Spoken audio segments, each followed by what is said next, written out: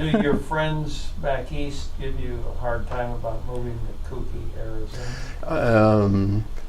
No, because I start by giving myself a hard time, and that the place And he tries to make it better.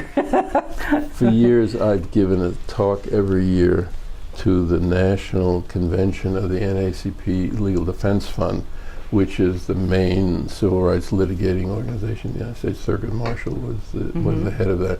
And I give something summarizing the Supreme Court term that was just finished, or now what I do is preview the upcoming Supreme Court term. Pam Carlin does the other part of that. And I used to love going back there and talking about Governor Meekum and all the legal problems that were. I see, you'd never believe this.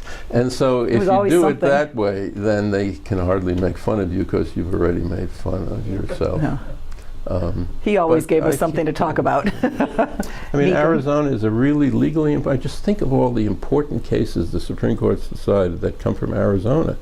Miranda is Miranda against Arizona. A case involved in juvenile justice came from Arizona. Southern Pacific against area, a very famous case. And Arizona has been overrepresented in the Supreme Court. It was a time 2/9 of the Supreme Court were people from Arizona, from this tiny little state.